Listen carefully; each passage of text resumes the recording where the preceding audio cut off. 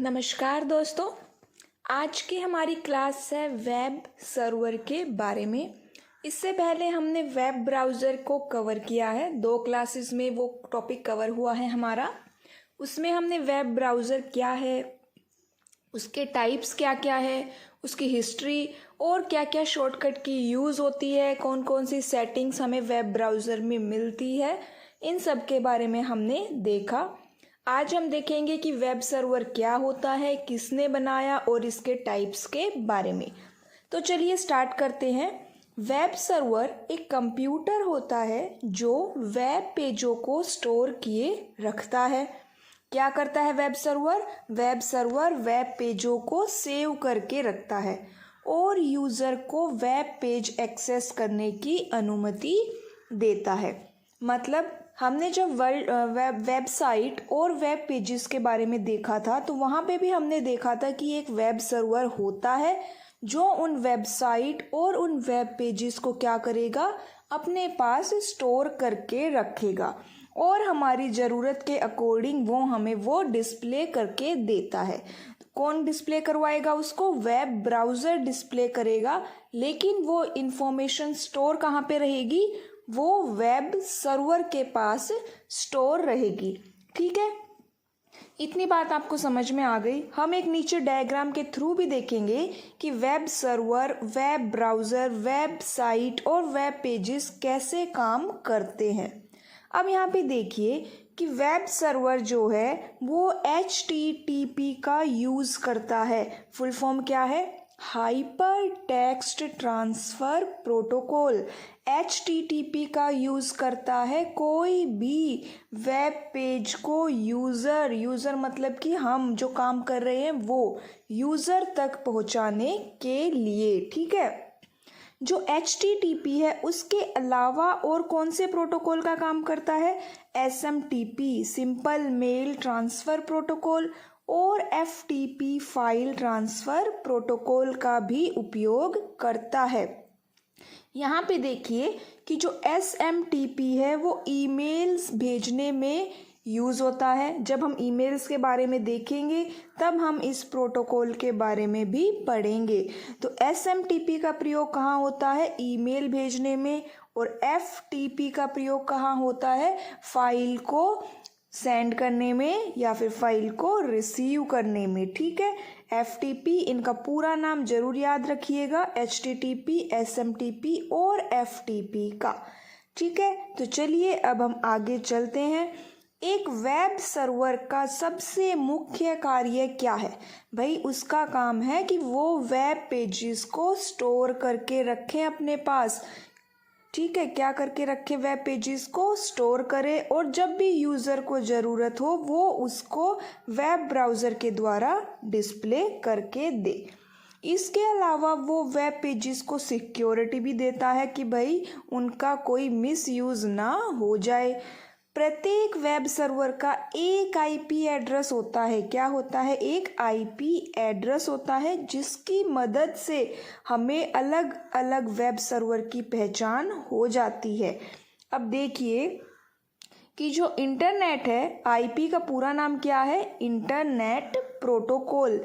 IP का पूरा नाम क्या है? Internet protocol.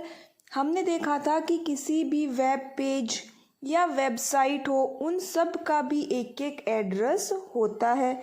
क्या होता है? एक एक एड्रेस होता है। वैसे ही वेब सर्वर का भी एक एड्रेस होता है जिसे IP एड्रेस हम बोलते हैं। अब वहाँ पे देखिए कि तो अभी आपको समझ में आ गया कि एक वेब सर्वर का क्या काम होता है। अब आगे देखिए कि सबसे पहले वेब सर्वर को किसने बनाया था? टिम बर्नर-ली ने 1989 में बनाया था। एक बार रिवीजन ले लेते हैं कि जो वेब सर्वर है वो क्या है? एक कंप्यूटर होता है जो वेब पेजेस को क्या करता है? सेव करके रखता है। एक सॉफ्टवेयर भी हो सकता है जो हमारे वेबसाइट और वेब पेजेस को डिस्प्ले करके देता है, मतलब कि स्टोर करके रखता है और वेब ब्राउज़र के द्वारा डिस्प्ले करवाता है। HTTP का यूज़ करता है, hyper text transfer protocol, SMTP simple mail transfer protocol, FTP file transfer protocol का भी उपयोग ये करता है। उसके अलावा एक वेब सर्वर का जो मेन काम है वो होता है वेब पेजेस को स्टोर करना और साथ ही साथ वेब पेजेस को सुरक्षा सिक्योरिटी भी देना। ठीक है, ये क्या है, वेब सर्वर का एक मेन काम है जो कि वेब पेजेस को स्टोर करके रखना होता है। हर एक वेब सर्वर का एक IP एड्रेस होता है जिसकी मदद से हम अलग अलग वेब सर्वर की पहचान कर सकते हैं। टिम बर्नर-ली ने 1989 में बनाया था। इस डायग्राम के द्वारा हम एक बार इनकी वर्किंग समझते हैं। यहाँ पे यूज़र है, मतलब मैं जो कंप्यूटर पे काम कर रही हूँ या आप। मेरे पास जो कंप्यूटर है उसमें मैंने एक वेब ब्राउज़र को इंस्टॉल किया हुआ है जिसका नाम हम यहाँ पे ले लेते हैं गूगल क्रोम। हमने वेब ब्राउज़र में देखे भी थे, कुछ मेन ब्राउज़र्स के बारे में हमने पढ़ा भी था। अब इस गूगल क्रोम में एक एड्रेस बार होता है, ठीक है, और उस एड्रेस बार में हम क्या टाइप करते हैं, हमने टाइप किया अपनी वेबसाइट का एड्रेस जिसका क्या नाम है, URL यूनिफॉर्म रिसोर्स लोकेटर। हमने वेब ब्राउज़र में देखा था कि गूगल क्रोम में एक एड्रेस बार भी होता है जहाँ पे हम अपना एड्रेस टाइप करते हैं।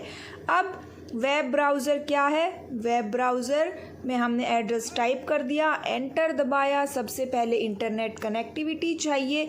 अब ये URL HTTP रिक्वेस्ट के फॉर्म में वेब सर्वर के पास जाएगा। वेब सर्वर के पास क्या होगा, वेब सर्वर के पास बहुत सारे वेबसाइट्स, बहुत सारे वेब पेजेस स्टोर रहते हैं। अब वेब सर्वर ये देखेगा कि हमने कौन सी वेबसाइट, कौन से वेब पेज की रिक्वेस्ट भेजी है HTTP की रिक्वेस्ट की फॉर्म में। फिर वो उसमें से फाइंड आउट करेगा और हमें ब्राउज़र को वेब सर्वर क्या करेगा, web server HTTP response request का क्या देगा, रिप्लाई देगा, और उस रिप्लाई में वो क्या देगा, वेब पेज, जो भी वेब पेज या वेबसाइट की रिक्वेस्ट की गई थी उसको वो रिप्लाई देगा। रिप्लाई में वेब ब्राउज़र के ऊपर वो डिस्प्ले करके दिखाएगा। ठीक है, वेब ब्राउज़र पे डिस्प्ले होगी और यूज़र उसको देख लेगा। तो इस तरह से ये काम करते हैं। अब कुछ वेब सर्वर के प्रकार देखिए, Apache HTTP server. Apache HTTP server ये दुनिया का सबसे लोकप्रिय वेब सर्वर है। ठीक है, किसने बनाया था, तो भाई ये अपाचे सॉफ्टवेयर फाउंडेशन के द्वारा बनाया गया था। किसके द्वारा, अपाचे सॉफ्टवेयर कंपनी के द्वारा। ये एक ओपन सोर्स वेब सर्वर है। अब यहाँ पे देखिए, वेब सर्वर में ओपन सोर्स का नाम काफ़ी बार आएगा, तो इसका मतलब समझिए, अगर कोई भी चीज़, वेब ब्राउज़र हो, वेब सर्वर हो, अगर वो ओपन सोर्स है तो इसका मतलब जब आप उस सॉफ्टवेयर को इंस्टॉल करेंगे तो आपको उस सॉफ्टवेयर की कोडिंग भी मिलेगी और आप उस कोड में अपनी मर्जी से कोई एडिटिंग भी कर सकते हैं अगर आपको आती है तो। ठीक है, और उसी के अलावा ये क्या है, फ्री भी है। क्या है, फ्री, डाउनलोड करने के बाद इजीली यूज़ कर सकते हैं। Linux, Unix, Windows, free BSD और मैक ऑपरेटिंग सिस्टम X, इसमें ये यूज़ होता है।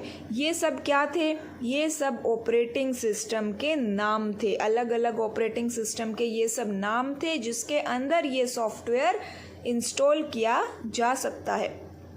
सेकंड और इम्पोर्टेंट है हमारा इंटरनेट इंफॉर्मेशन सर्वर, IISB इसको बोल देते हैं। माइक्रोसॉफ्ट ने इसको बनाया था और ये सर्वर ऑपरेटिंग सिस्टम के साथ ही जुड़ा होता है, इसीलिए इसको यूज़ करना आसान होता है। सेकंड बात जो है वो, ये जो सर्वर है ये केवल विंडोज़ ऑपरेटिंग सिस्टम में ही इंस्टॉल किया जा सकता है, ओपन सोर्स नहीं है, मतलब इसकी कोडिंग आपको नहीं मिलेगी, आप उसमें कोई भी बदलाव नहीं कर सकते। और बाकी इसमें जो अपाचे HTTP सर्वर है उस सब की विशेषताएं हैं। सन जावा सिस्टम सैन मैक्रो सिस्टम का है ये, सन मैक्रोसिस ने बनाया था। सभी जो बड़ी बड़ी वेबसाइट है उसके लिए है। ये भी ओपन सोर्स सर्वर नहीं है, लेकिन ये फ्री है। ओपन सोर्स तो नहीं है लेकिन फ्री है। विंडोज़, लिनक्स और यूनिक्स प्लेटफॉर्म पर ये यूज़ होता है। जिक्सा सर्वर ओपन सर्वर भी है और फ्री भी है। जावा भाषा में लिखा गया है। Linux, Unix, Windows, Mac OS X operating system में इसका यूज़ होता है। लाइट स्पीड वेब सर्वर, ये वेब सर्वर बाकी सभी वेब सर्वर की तुलना में ज़्यादा स्पीड है इसकी। लाइट TPD ये भी एक ओपन सोर्स वेब सर्वर है और साथ ही साथ फ्री भी है, कोई पैसे नहीं देने पड़ते यूज़ करने के लिए। सुरक्षा भी प्रदान करता है। विंडोज़, मैक OS और लिनक्स में इसका उपयोग होता है। अभी आजकल इसका जो यूज़ है 0.1% ही होता है। NGINX वेब सर्वर ये भी एक ओपन सोर्स वेब सर्वर है। ठीक है, तो ये हमने क्या देखे, हमने 7 वेब सर्वर के टाइप्स देखे हैं। अब देखिए जो वेब सर्वर है वो क्या है। वेब सर्वर वेब पेजेस या वेबसाइट्स को क्या करके रखता है, स्टोर करके रखता है और वेब ब्राउज़र के द्वारा उनको डिस्प्ले किया जाता है।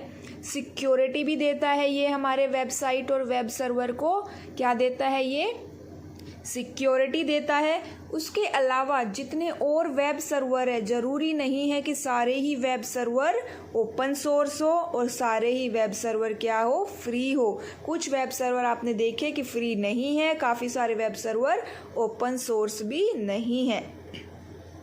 इसके अलावा जो पहला वेब सर्वर है वो टिम बर्नर-ली ने बनाया था 1989 में। तो ये थी आज की हमारी क्लास। Thank you.